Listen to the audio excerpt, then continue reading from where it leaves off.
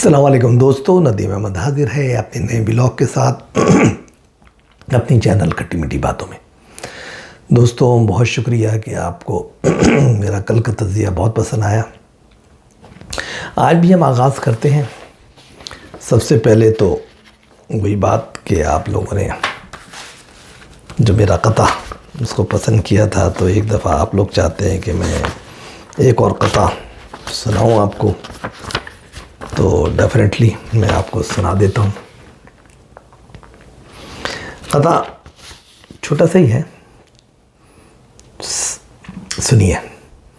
ساری دنیا ہے اس بات کی گواہ اور شاہد، ساری دنیا ہے اس بات کی گواہ اور شاہد، اصولوں پر لڑنے والا ہی کہلاتا ہے مجاہد، اصولوں پر لڑنے والا ہی کہلاتا ہے مجاہد۔ بدلے گا قوم کی تقدیر وہی فرد واحد، بدلے گا قوم کی تقدیر وہی فرد واحد، الطاف نام ہے جس کا وہی ہے اصلی رہبر و قائد، الطاف نام ہے جس کا وہی ہے اصلی رہبر و قائد۔ تو دوستو آج کی باتیں الطاف حسین صاحب نے بڑی فکر انگیز پریس کانفرنس کی لندن میں، اس کے بارے میں کچھ بتائیں گے۔ پھر کوٹا سسٹم دنیا میں ہر جگہ عذابی بنتا جا رہا ہے، بنگلہ دیش میں طلبہ تحریک بڑھتی جا رہی ہے کوٹا سسٹم کے خلاف۔ تو میرا یہ تجزیہ ضرور سنیے گا۔ کوٹا سسٹم، جی ہاں، مہاجر قوم بھی اس سے نبرد آزما ہے، اور اس کے بعد کہتے ہیں کہ ایمرجنسی کا نفاذ 10 دن کے اندر پاکستان میں ایمرجنسی نافذ کی جا رہی ہے۔ اس کے علاوہ بھی دیگر موضوعات ہیں، لیکن اس میں ٹائم نہیں ملے گا ہمیں، تو ہم آگے چلتے ہیں۔ سب سے پہلے میں آپ سے درخواست کروں گا کہ میرے اس چینل کو سبسکرائب کیجئے، جو بیل کا بٹن آتا ہے اس کو کلک کیجئے، جو آپشنز آتے ہیں اس میں آل ویڈیوز کو سلیکٹ کیجئے۔ آپ کو میری باتیں پسند آتی ہیں تو لائک ضرور کیجئے، اور اپنے کامنٹس بھی دیجئے تاکہ ہم اپنے آپ کو اور بہتر کر سکیں، اور ساتھ میں اپنے دوستوں، یاروں، جاننے والوں کو میرا اس چینل کا لنک شیئر کیجئے۔ جی دوستوں، باتیں وہی ہیں۔ فیصلہ جو ہوا پراپرٹیز کا الطاف حسین کے بعد کے نام ہونے کا کہ بھئی ان کو دی جائے گی جائیدادیں، تو اس کے بعد تو لگتا ہے کہ ایک ہلچل مچ گئی، ایک خوشی ہے اور ایک اصولوں کی جنگ۔ جی ہاں، تو الطاف حسین صاحب اور ان کے کارکنان، ان کے چاہنے والوں کو ایک جسے کہتے ہیں کہ ٹونک مل گیا، اور بڑی خوشی اور ایک نئی لہر، نیا جوش، نیا جذبہ۔ الطاف حسین صاحب نے ایک بڑی فکر انگیز پریس کانفرنس کی لندن میں، کافی طویل تھی، بڑے زبردست جوابات دیے۔ انہوں نے بتایا کہ آل پاکستان مہاجر اسٹوڈنٹ آرگنائزیشن کی بنیاد کیوں رکھی گئی، اسلامی جمعیت طلبہ نے ہمیں وہاں سے کیسے مار کے نکالا، ہم نے کیسے جدوجہد کی، کیسے ہم کراچی میں اور وہاں پہ لوگوں کی دلوں کی دھڑکن بنے، اور اپنے اصولوں کی بات کی، اصولوں پہ لڑنے کی بات کی، اصولوں کی جنگ کے لیے قربانی دینے کی بات کی۔ بڑی اہم باتیں ہیں۔ وہ جو کہتے ہیں نا کہ جو ہیش ٹیگ چل رہا ہے آج کل، Altaf once again, Altaf once again.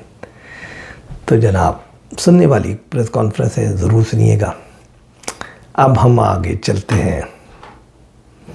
Quota system, جی ہاں، کوٹا سسٹم ہی مین بنیاد تھی جب ایم کیو ایم کی اسٹوڈنٹ آرگنائزیشن بنی، اور پھر اس کے بعد آل پاکستان مہاجر اسٹوڈنٹ آرگنائزیشن کنورٹ ہوئی مہاجر قومی موومنٹ میں، کیونکہ بھٹو صاحب نے سندھ کے اندر یہ کہتے ہوئے کہ وہ کہ جو لوگ جو ہیں پسماندہ ہیں رورل ایریاز کے، اور اس کی وجہ سے جو شہری لوگ ہیں کراچی اور حیدرآباد کے، وہ پڑھے لکھے ہیں، وہ پڑھے لکھے لوگ تھے جو مائیگریٹ کر کے آئے تھے، تو ساری جابس وغیرہ پہ ان کا کنٹرول ہو جاتا ہے اور ان کو حق نہیں ملتا، اور میرٹ پہ جو بھی کام ہوتا ہے اس پہ ایڈمیشن ان کو مل جاتا ہے، اور رورل ایریا کے لوگ رہ جاتے ہیں۔ تو انہوں نے کوٹا سسٹم نافذ کیا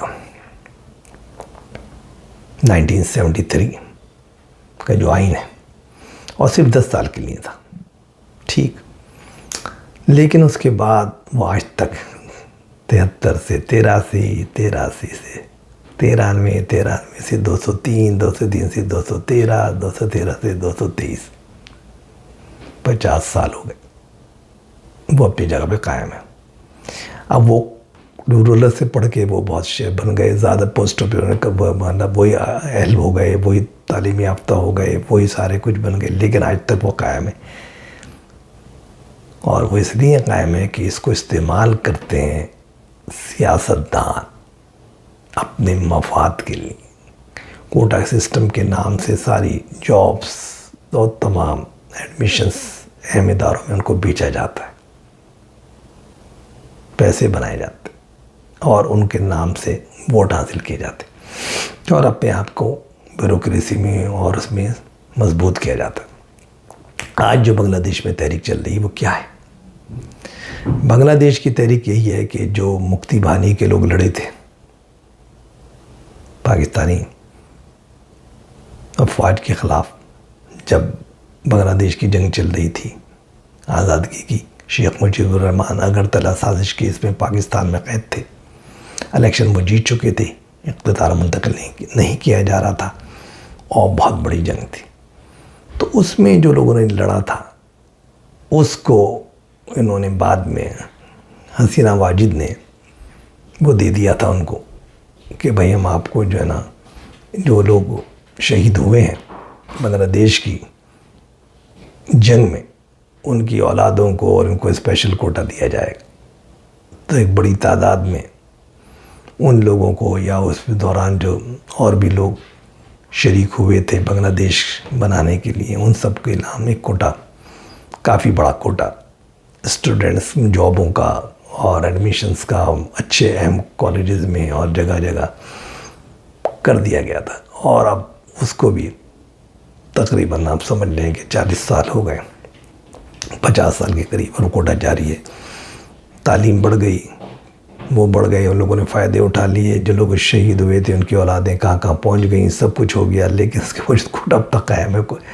تو جو دوسری طلباء جو میرٹ پہ آتے ہیں وہ اس بات کے لیے جنگ کر رہے ہیں کہ بھائی ہمارا کیا ہوگا، ہم جب میرٹ پہ آتے ہیں لیکن کوٹے کی بنیاد پہ ہمیں کچھ نہیں ملتا، وہ ان کو دیا جاتا ہے۔ اب تو ان کو جو ان کی جتنی اولاد در اولاد 3 نسلوں کو یہ چیزیں مل چکی ہیں، وہ زیادہ فائدے اٹھا چکے ہیں، تو اب کس بات کا ہے؟ اب تو میرٹ کو زندہ کیا جائے، اوپن میرٹ پہ کیا جائے، جو زیادہ محنتی ہے، زیادہ پڑھا لکھا ہے، زیادہ سمجھدار ہے، زیادہ اہل ہے، اسی کو اس کا حق دیا جائے۔ تو ایک بہت بڑی تحریک پچھلے 15 دن سے بنگلہ دیش میں چل رہی ہے، بہت بڑھ گئی ہے۔ اب تو حسینہ واجد صاحب کے گھر پہ بھی کمانڈوز فوج کے لگا دیے گئے ہیں۔ تو یہ تحریک جو ہے نا بہت تیزی سے پھیل رہی ہے۔ تو کہنے کا مقصد یہ ہوتا ہے کہ کوٹا سسٹم ایک محدود مدت کے لیے ہوتا ہے، تاکہ جو پسماندہ لوگ ہیں وہ، یا جو بھی لوگ ہیں جنہوں نے قربانی دی ہیں، وہ ان کو کوئی ریوارڈ دیا جائے تو اس کے لیے بنایا جاتا ہے، اور اس کے بعد اس کو ختم کر دینا چاہیے، تاکہ اب پوری دنیا میں صرف میرٹ تو میرٹ پہ بات ہو، لوگ کریں مقابلہ، کیونکہ مہنگائی ہے، بے روزگاری ہے، لوگ محنت کرتے ہیں، پڑھتے ہیں، لکھتے ہیں، آتے ہیں، اور پھر جب ان کو اس کو میرٹ پہ ریوارڈ نہیں ملتا، اور ان سے زیادہ کم درجے کے لوگوں کو، فیلئر لوگوں کو ریوارڈ ملتا ہے، تو پھر ایک انتقامی جذبہ ابھرتا ہے۔ اور میں یہ جو کہتا ہوں، پہلے بھی میں نے اپنے ولاگ میں کہا تھا کہ ایک چنگاری شعلہ بننے میں دیر نہیں لگاتی۔ تو وہ چنگاری بنگلہ دیش، جہاں کہ بہت ترقی بھی ہے، ان کا سکہ بھی بہت مضبوط ہے، اکنامی بہت مضبوط ہے، بہت زیادہ ان کی ایکسپورٹس ہو رہی ہیں، بہت ہی زیادہ۔ ایک کہتے ہیں کہ اس کی مثال دی جاتی ہے کہ پچھلے 15 سال میں جس تیزی سے گرو کیا ہے وہاں کی اکنامی نے، اس کو پوری دنیا میں بڑا اپریشیٹ کیا جاتا ہے، تو خوشحالی کا ایک دور ہے۔ لیکن اس کے باوجود اتنی بڑی تحریک چل رہی ہے، پرتشدد ہے، بہت زبردست اس کے اندر، مطلب خون خرابہ ہوا ہے. پھر یہ ہوا ہے کہ عوامی لیگ نے پہلے اپنے لوگوں کو طلبہ تنظیم کو ان کے مقابلے میں کھڑا کر دیا اور ان پہ الزام لگا دیا کہ یہ لوگ تو البدر الشمس والے لوگ ہیں جو تحریک چلا رہے ہیں، وہ لوگ جو کہ رضاکار تھے پاکستانی فوج کے. حالانکہ وہ تو دوسرے لوگ تھے، ان کو تو بیچارے کب سے ختم ہو گئے اور کیمپوں میں پڑے ہوئے. لیکن بہرحال اور ان کو آپس میں لڑوایا، اس میں بھی کافی لوگ مر گئے. تو اس کی وجہ سے تحریک اور بڑھ گئی کہ دوسرے لوگ بھی آ گئے بھی یہ کیا ہو رہا ہے، ان کا تو کوئی تعلق ہی نہیں ہے ان لوگوں سے. یہ تو بیچارے وہ طلبہ ہیں جو چوتھی پانچویں جنریشن کے لوگ ہیں جن کو جابیں وغیرہ نہیں مل رہی ہیں، میرٹ پہ ایڈمیشن نہیں مل رہے ہیں، میرٹ پہ جاب نہیں مل رہی ہے، تو وہ اپنے حقوق کے لیے باہر نکلے. ان پہ الزام لگانا کہ پاکستانی فوج کے مطلب حامی ہیں، یہ بہت غلط بات ہے.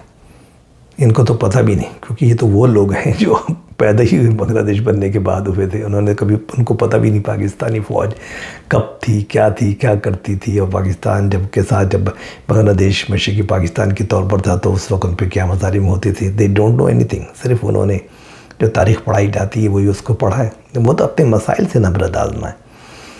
تو یہی میں کہتا ہوں کہ کوٹا سسٹم ایک لعنت ہے. وقتی فائدے کے لیے آپ ضرور کریں، لیکن بعد میں جو اس کو بڑھایا جاتا ہے وہ ایک مفادات ہوتا ہے، وہ سیاسی مفاد ہوتا ہے. جیسے بنگلہ دیش میں عوامی لیگ کا ایک مفاد ہے، اس لیے انہوں نے اس کو پرولونگ کیا ہوا ہے. اور وہ جان بوجھ کے اس کے نام پہ اپنے کارکنوں میں ساری جابیں بانٹتے ہیں. بڑے بڑے اہم جگہوں پہ لوگوں کی کالجز میں جہاں بڑا ٹف کمپٹیشن ہے وہاں پر اپنے جاننے والوں کو، اپنے کارکنان کے لوگوں کو ایڈمیشن دلواتے ہیں کوٹے کے نام پہ. اہم جابوں میں کرواتے ہیں، اہم جگہ پہ تعیناتی کرواتے ہیں. تو وہ ایک انہوں نے ایک پورا کھیل کیا ہوا جس کی وجہ سے پچھلے 15 سال سے زیادہ ہو گیا وزیر واجد برسر اقتدار ہیں. اور اسی طریقے سے پیپلز پارٹی بھی سندھ کے اندر 15 سال تو ہو گئے، تیسری حکومت ہو گئی. تو وہ فائدہ اٹھاتے ہیں. تو خدا کے لیے اس کو ختم کریں. آئین میں آپ نے 10 سال کا کہا تھا، تو 10 سال بعد کوٹا سسٹم کو سندھ میں ختم ہو جانا چاہیے تھا، لیکن 50 سال ہو گئے ابھی تک وہ جاری و ساری ہے. تو اس لیے آپ لوگوں کو یہ کلیئر کرنا بہت ضروری تھا کہ یہ ایک بڑا اہم مسئلہ ہے. اس کے بعد جب بات کرتے ہیں پاکستان کی کہ وہاں پر ایمرجنسی کے نفاذ کی تیاریاں مکمل ہو گئی ہیں. عنقریب ودن 10 days، کیونکہ ایک اگلے ہفتے قومی اسمبلی کا اور سینٹ کا اجلاس بلا لیا گیا ہے اور اب آئین کو معطل کیا جا رہا ہے 3 مہینے کے لیے.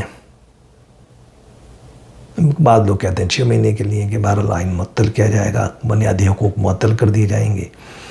کیونکہ ججز کی جنگ جو جاری تھی اسٹیبلشمنٹ کے ساتھ وہ کافی آگے چلی گئی ہے اور اب بہت مشکل ہو گیا ہے اسٹیبلشمنٹ کو اور حکمران اتحاد کو کہ وہ اپنے حکومت کو چلا سکیں. تو اس کے علاوہ کوئی وہ نہیں ہے کہ غیر آئینی تو نہیں کہہ سکتے ہم، لیکن آئین کے اندر تو ہے، لیکن کوئی جواز نہیں. آئین میں اس کا یہ بھی ہے کہ اب پورا جواز ہونا چاہیے کہ ایمرجنسی کیوں نافذ کی جا رہی ہے، اس کی وجوہات کیا ہیں، اور اس سے تب کہیں جا کے پارلیمنٹ اس کو اس بات کی منظور کرے کہ واقعی سم جینون ریزنس ہیں.